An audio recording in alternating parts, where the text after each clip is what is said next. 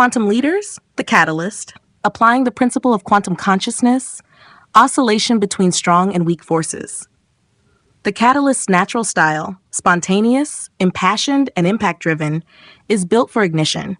They are wired to spark movement, initiate disruption, and breathe life into stagnant systems.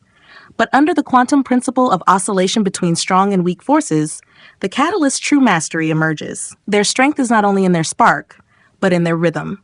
The catalyst becomes a true agent of transformation when they learn to pulse between bold initiation and receptive pause, between provocation and presence, between action and attunement. Their power is not constant, it is calibrated.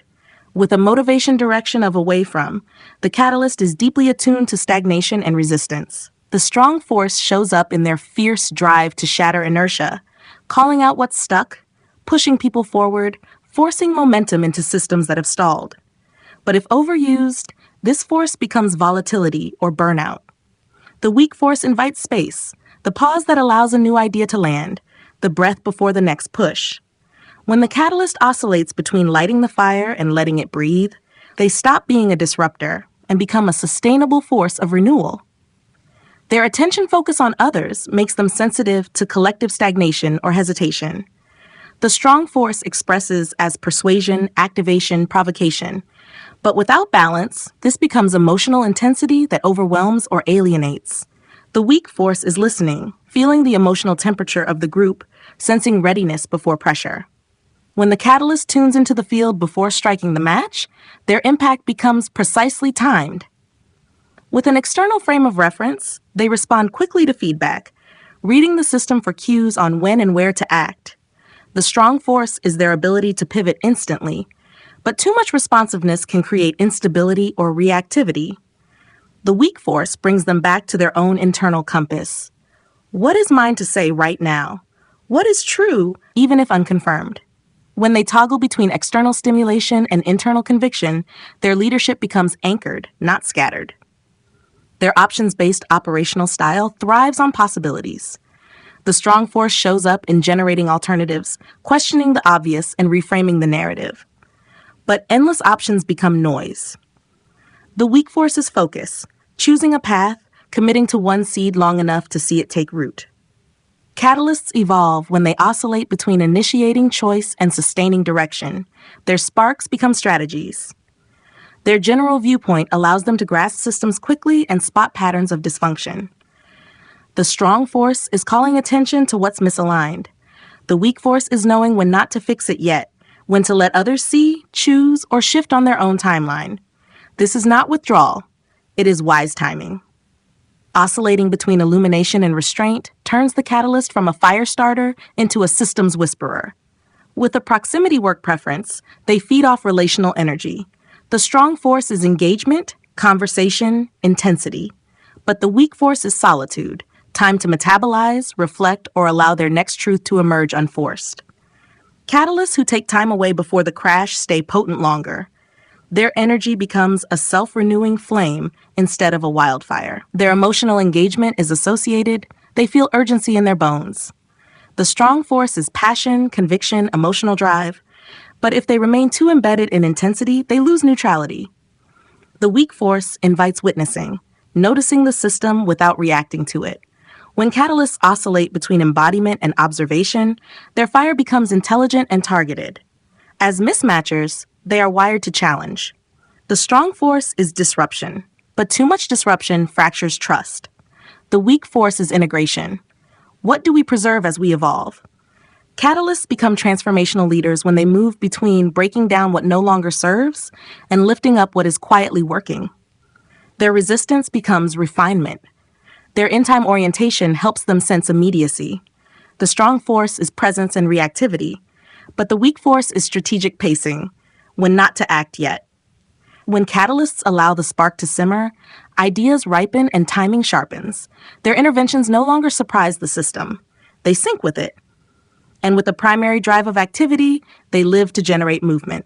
But the weak force says, not everything must move now. Stillness is not passivity, it is preparation. When catalysts learn to pause strategically, their actions become irrefutable. They no longer just create motion, they change direction. In this rhythm of strong and weak, of fire and air, the catalyst becomes more than an instigator. They become a conductor of change, knowing exactly when to charge the room and when to let the silence work. They lead not by constant push, but by mastering the pulse of momentum.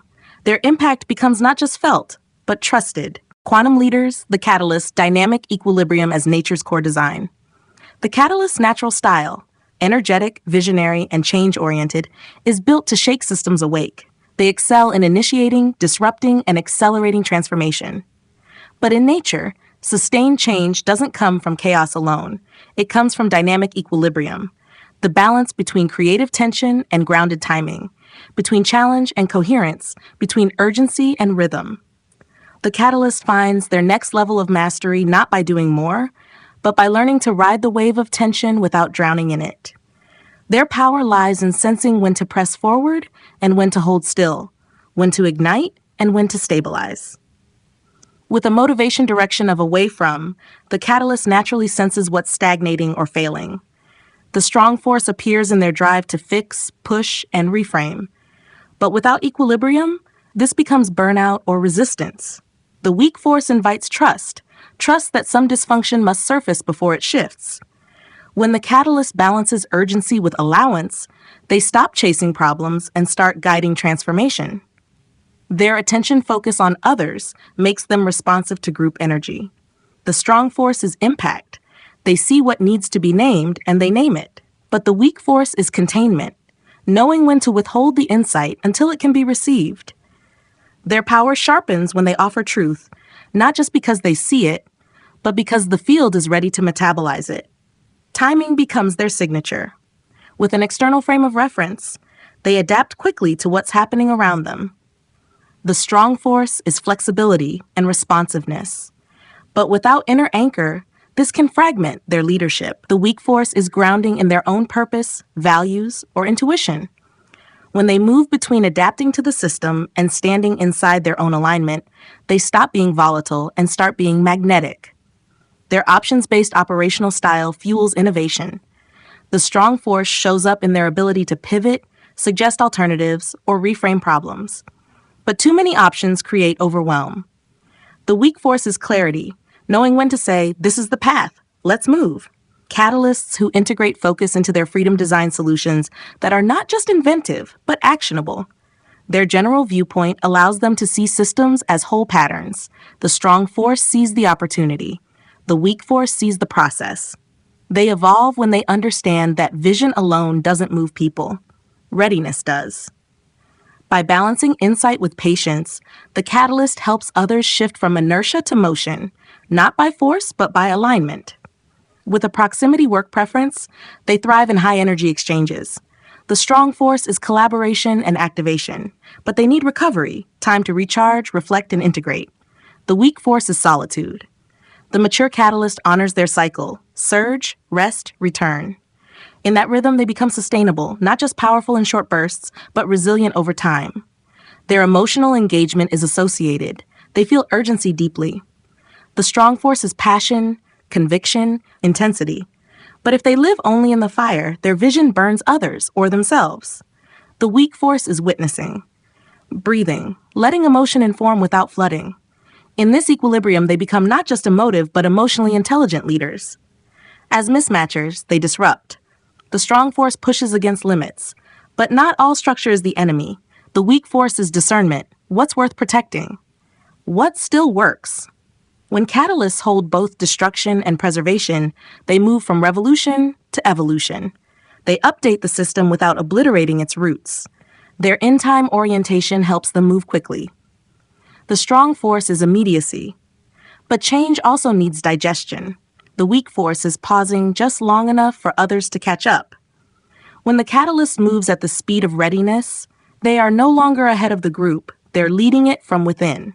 And with a primary drive of activity, they are energized by doing, building, shifting. The strong force is motion.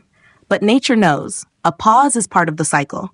The weak force is intentional non-action, listening, resting, letting the fire cool before the next spark. In this space, their actions become strategic rather than compulsive. In the quantum lens of equilibrium, the catalyst becomes more than the force that starts the fire. They become the leader who knows when to fan it and when to let the coals settle. Their brilliance lies in holding enough charge to ignite systems without destabilizing them. In this space, they don't just initiate change, they anchor it into reality. And transformation becomes a lived rhythm, not a one-time event. Quantum leaders, the catalyst, observer effect, and the collapse of possibility. The catalyst's natural style, energized, provocative, and pattern-breaking, is built to challenge stasis and awaken dormant systems. But through the quantum principle of the observer effect, a deeper truth surfaces. The catalyst is not just reacting to dysfunction, they are amplifying what they expect. Their gaze, their tone, their internal forecast of what a person or system can or cannot do, quietly shapes the very future they are trying to change. They are not outside the system, they are entangled with it through observation.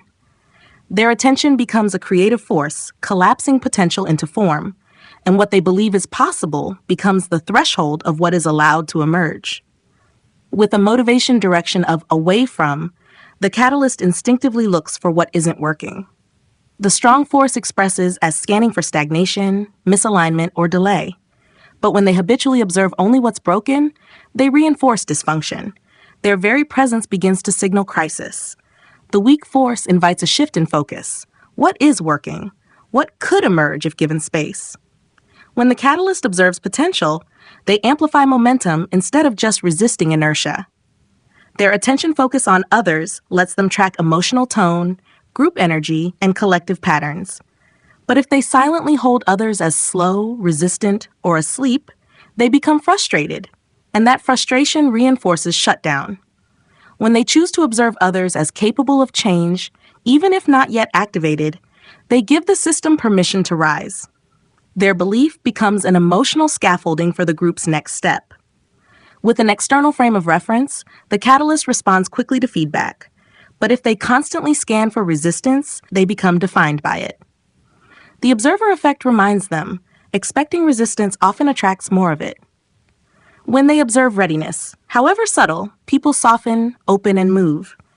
The catalyst's leadership sharpens when they learn to see not just where the wall is, but where the door might be forming.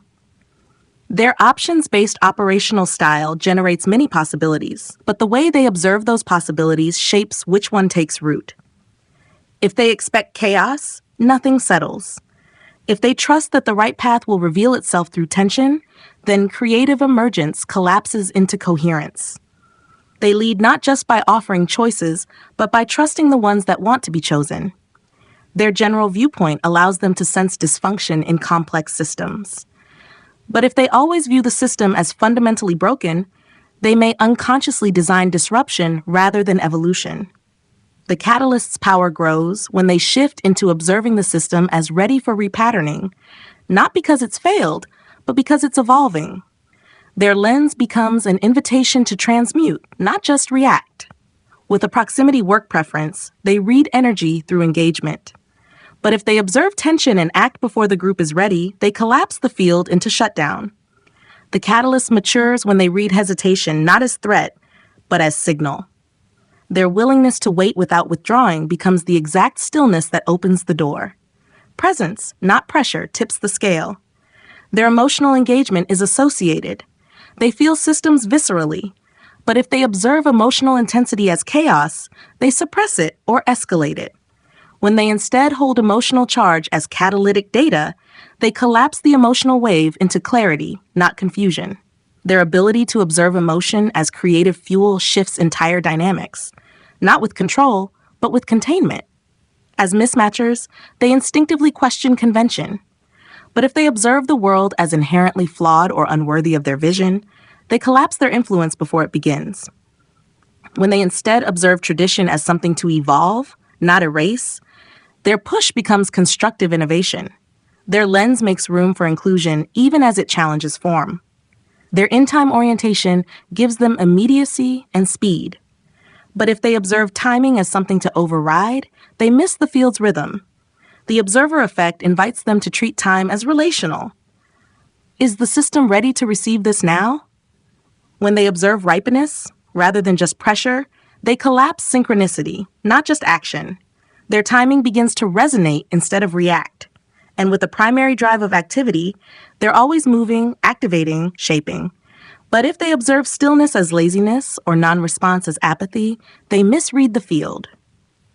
When they shift their gaze to see what's quietly preparing, their leadership takes root not just in ignition, but in permission. They no longer assume motion means progress. They observe for signals of deep readiness. In this quantum view, the catalyst realizes their attention is not neutral. Their very gaze builds the emotional structure that holds or collapses possibility. When they observe stagnation with frustration, they reinforce it. But when they observe resistance with curiosity, potential with quiet trust, and emergence with subtle invitation, they recode the system through perception alone. They don't just spark change, they see it into being. And what they see becomes.